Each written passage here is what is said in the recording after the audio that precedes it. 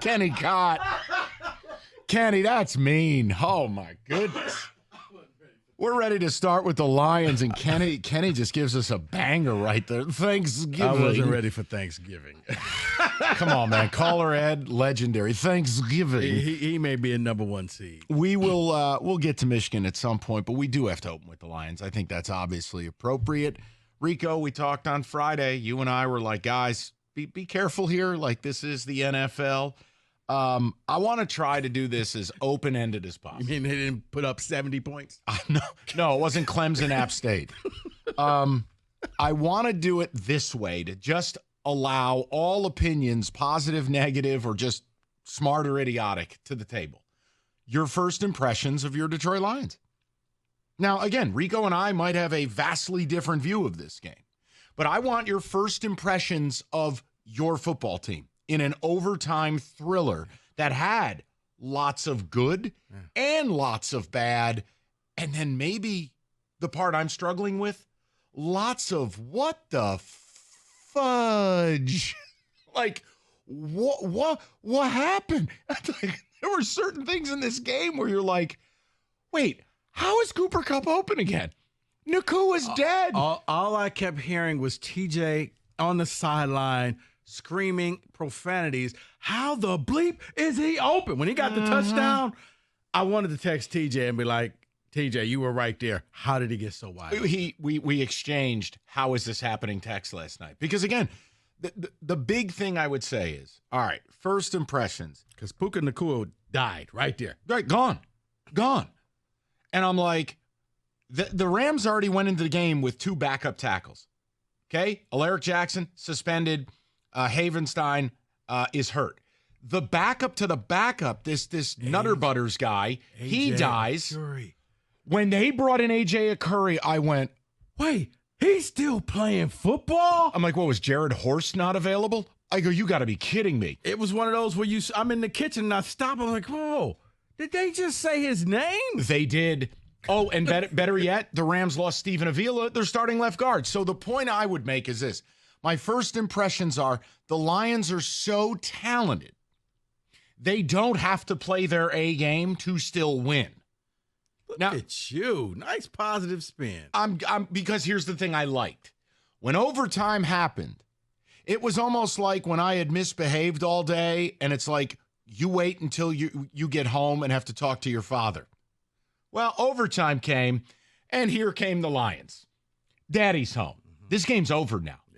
And they just repeatedly bludgeoned the Rams, and it kind of recentered itself. But I'm with you. They went straight bully ball, man ball. We're going to run the same play over and over. You can't stop it. We're just going to keep pushing you back 5-10 yards at a time. The Rams knew what was coming. Mike, you're right. They couldn't stop it. Both teams were gassed. And honestly, as I told Kenny, the MVP of the game may have been the coin.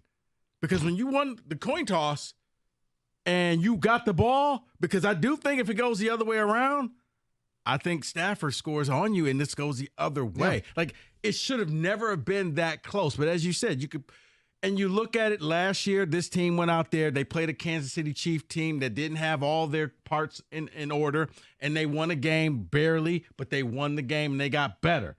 For me, like I said, I look at that defense.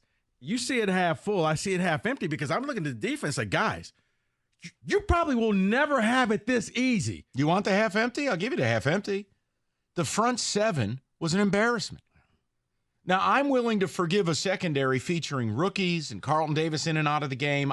That's going to take time. Well, and as I told people on the pregame show, do not bail on the rookies, because the rookies have a very tough test in their first 3 of their first 4 games. It's going to be hard. You're going up against some all-pros, so you're going to get beat. But that's okay, because you can get better. But you're right. The pressure, like a third string, like, what are you doing? I mean, Aiden did his part. It was really everybody else, quite frankly. Ah. Look, where were the tackles? And again, DJ Reader didn't play. That will help you. But overall, look, I'm giving it a half full perspective only on this, Rico. That's the same league where I watched the Bills be down by 20 and have to rally against a bad Cardinal team. I watched the Bengals clown car against one of the worst teams in the league, the Patriots. There were teams that are allegedly good that were simply not ready to play. It's why I'm so glad that I didn't convince Cookies to do that whole Survivor thing without his circa. We would have been done. What would you have done, the Bengals? Yeah. Oh, dear. That's the Patriots. I did read a stat. 41% of ESPN Survivor picks were the Bengals. Because I was just going to follow the Bengals and the Panthers all season long. Yeah. Whoever they were playing, that's who you take. But no, I think the positive that I took from this game, it took a little bit of time. But I think we have the third wide receiver. We could put that argument to rest. You've heard of Dono. Can I introduce you to J-Mo? J-Mo showed up. He showed out. Explosives. And he was everything we were promised. He was the reason why you moved up in the draft to get him. He had that coming out party the same way Gibbs did against the Raiders last year, where you could just tell, man, this kid is going to be special. So long as he stays injury-free, you got something there. Hey, how about Mobile Goff? Yeah. Mobile Goff. It's Mobile Goff season. Sure. When he scampered, all I thought of, I just wanted to send a text to Costa, and it was just going to be a middle finger. Like, Mobile Goff. You know what? All I heard was the vintage Chris Berman rumbling, stumbling, bumbling. It doesn't have to be pretty. He fell his way to the first down. But we want to go through positives and negatives, and the ultimate is you win the game. But what were your first impressions of your team? The team that I believe is winning the Super Bowl this year. A team that collectively, I think everybody in town believes are going to be very good. Look, it's the NFL. If you thought you were going to roll in and clown car every opponent, this is your reality check. Because this Rams team was very shorthanded. Very. And quite frankly, should have beat you. I don't know what they were doing passing on the field goal on a 4th and 6 or whatever it was. Well, I mean, Stafford losing his marbles and throwing it right to Kirby Joseph like he didn't see him. Yeah. Guys, bottom line, you got to get a little lucky in this league. I think the Lions got a little lucky. Or the fact that because of a penalty, you had 1st and goal from the 1 and ended up having to kick a field goal because you got a bunch of penalties, the Rams did, and just kept pushing them back and back. It's like, yeah, that to me, that changed the game right there. I think my first impression overall is it was good enough. But it won't be good enough as the year goes along. And the process of it is there were plenty of Patriot teams that appeared or won in the Super Bowl who didn't look good in September. The idea is you want to slowly turn the wrench to be airtight by December and playing your best ball. And I'm going to stick with this secondary. I'm not going to overreact. I'm not going to freak out. I blame the front 7 more than anything else, quite honestly. But I'm going to stick with it. I'm with Rico. Now, at the end of this 5-6 weeks, if we get towards that trade deadline and it looks like that, we're going to have a little bit of a problem. Yeah. But right here, right now, your first impression of your team, 248-539-9797. Excuse me. Sorry about that, everybody. I turned my mic off and you still hear it. It's unbelievable. That's because I have a mic, too. I know. I've heard that. David, talk to me. Your first impressions. By the way, congratulations to you. Oh, yeah. You didn't score an offensive touchdown. I was about to say, David, with the newest book, How to Win Games Without Scoring a Touchdown. Field goal, field goal, field goal. It was just something Can you else. pass that book to the Giants? Well,